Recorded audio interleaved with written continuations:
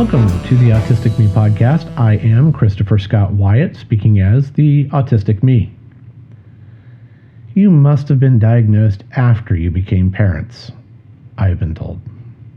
No, my wife and I chose to be parents well after my diagnosis, after a long and difficult journey towards some understanding of why I was different.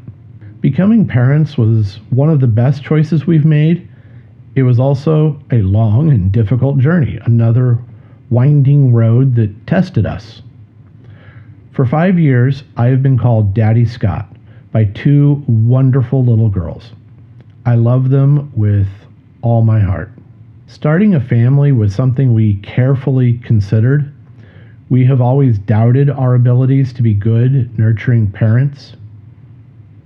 We're not warm and cuddly people. Still, we assumed we might be decent parents. The home we purchased in 2012 had 4 bedrooms, with the thought that one room might be for a child. We had a plan. We'd raise our child in this new home in Pennsylvania, and life would be good. Then came the miscarriages. We consulted with doctors and considered various options, none of which seemed ideal. Finally, on November 22nd, 2014, we attended a local presentation on adoption. We eventually began the training to become foster parents with the hope we might be able to adopt a child if there was a good match.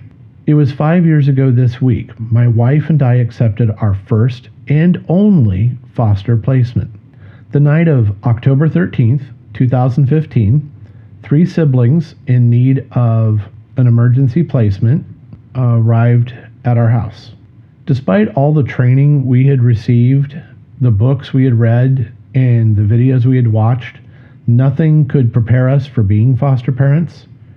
There's no way to prepare for the ups and downs of the foster system. Children in foster care are within the system for many reasons, and every one of the reasons reflects traumatic experiences. We were informed there were 4 children in the family, but we would only be caring for 3. The oldest had a special placement where he had already been for a time. That meant the children arrived already having experienced separation from their oldest sibling. The placement was supposed to last just a few days. Those days turned into weeks. In early December of 2015, the second oldest sibling was relocated from our house.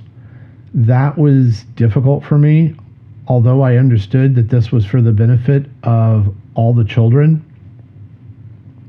There was some hope that the children could be reunited within a single household, but that proved to be impossible. They met during supervised visitations, a way to maintain the sibling bonds.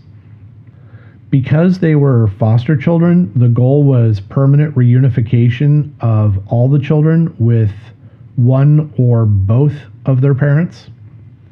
There was also consideration of placing the children with relatives. That's called a kinship placement, and quite common when there are grandparents, aunts, or uncles willing and able to provide a home for the children. By that first Christmas in 2015, our oldest daughter was calling me Daddy Scott. The caseworkers all said that was a good sign. Even today, the girls call me Daddy Scott from time to time. Then in April of 2016, my wife had surgery for thyroid cancer. We worried if we could still be foster parents. Could we do this and deal with the stress in our lives? We were told by the doctors that the cancer treatment had a high success rate. I was working at a good university and that job seemed secure. So yes, we decided we could do this. Plus, just being with the girls made us feel better. The little one is an outgoing, sensitive, affectionate bundle of joy. The older girl, she wants to be loved. She needed security, and we could be that stable, loving place she needed and still needs.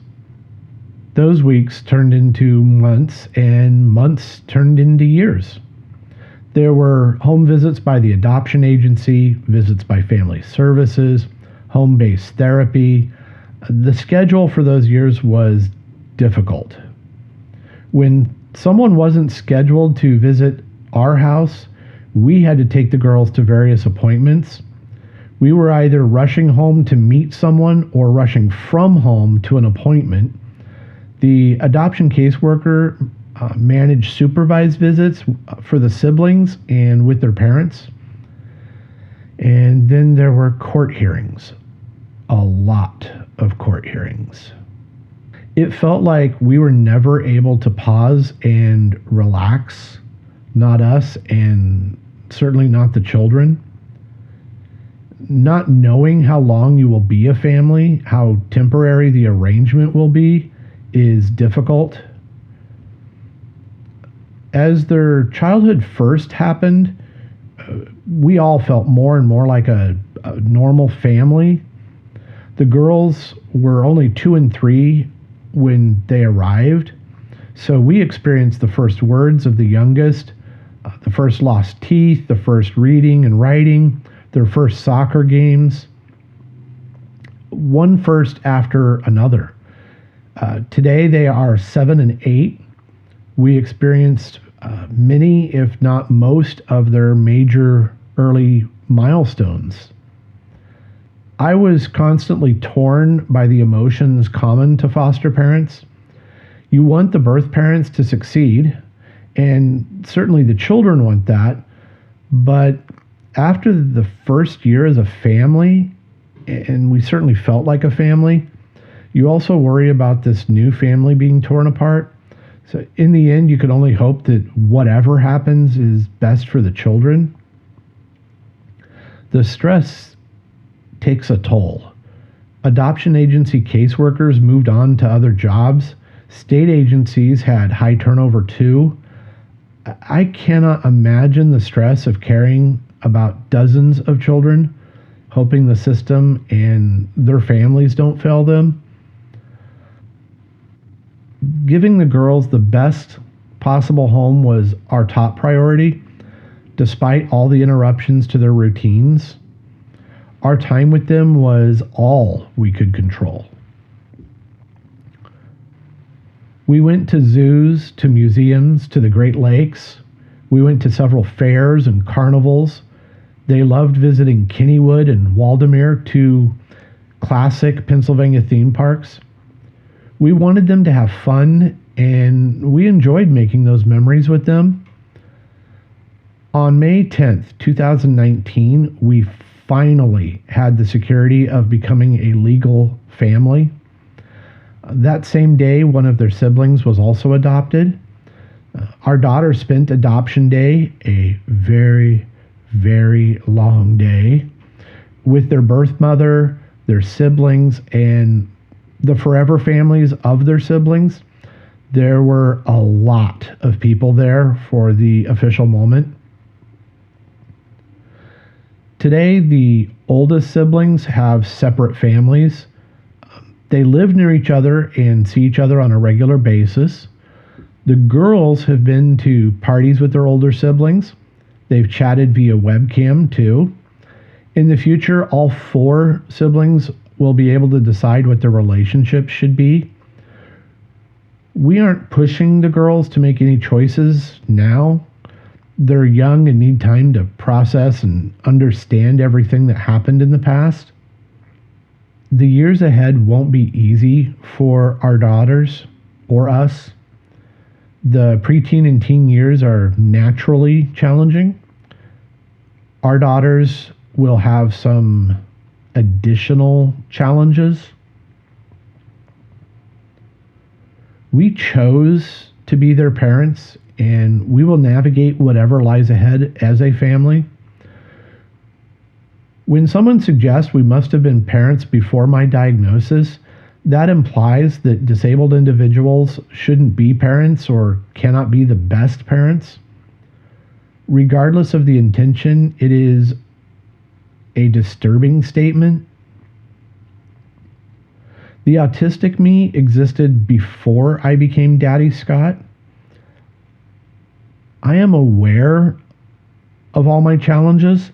I know my shortcomings, and they are numerous, but there are no perfect parents. My wife and I will keep learning and trying to be what our daughters need us to be. The best parents always want to be better parents. I am Christopher Scott Wyatt, also known as Daddy Scott, speaking as the Autistic Me. Remember that we are on Facebook and at Autistic Me on Twitter. Of course, we have the Autistic Me blog, which you can find using Google or Bing. Thank you for listening.